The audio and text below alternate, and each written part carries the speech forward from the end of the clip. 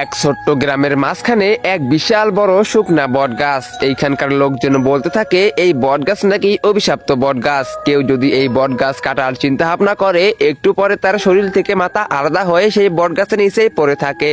কিন্তু হঠাৎ একদিন পূর্ণিমার রাতে সেই বট গাছে ঝুলন্ত এক ছেলের লাশ দেখতে পায়। এইটা দেখে গ্রামবাসীরা আরো বেশি ভয় পেয়ে যায় আর বলতে থাকে আসলে এর পিছনে কার হাত আছে।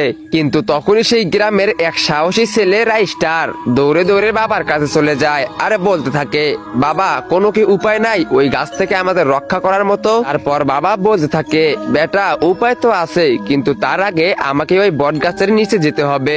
তারপর রাইস্টার বলতে থাকে বাবা তাহলে চলুন কালকেই তো পূর্ণিমা, কালকেই আমরা সেই বট গাছের নিচে চলে যাই। সেই কথা মতো পূর্ণিমার রাতে রাইস্টার আর বাবা সেই গাছের নিচে চলে যায় আর চারিদিকে আগুন জ্বালিয়ে তন্ত্র মন্ত্র পড়তে শুরু করে দেয়। অনেকক্ষণ মন্ত্র পড়ার পরেও যখন ওই গাছ থেকে কিছু আসতেছে না তখনই রাইস্টার অনেক বেশি রেগে যায়। তারপর বলতে শুরু করে দেয় আসলে এই গাছের পিছনে কি রহস্য, আর এই গাছের পিছনে যদি কেউ থেকে থাকো তাহলে অবশ্যই আমার সামনে এসে আমাদেরকে দেখা দাও। কিন্তু তখনই সেই গাছের ভিতর থেকে এক ভয়ঙ্কর মেয়ের মাথা উঠে আসে আর জোরে চিৎকার করে বলতে থাকে আরে বন্ধ করো আমার কান ফেটে যাইতেছে। তারপর রাইস্টার রেগে বলে প্রথমে সত্যি করে বলো তুমি এই গাছের ভিতরে কি করতেছো আর কেনই বা আমাদের মতো নিরীহ মানুষদের প্রাণ নিতেছো।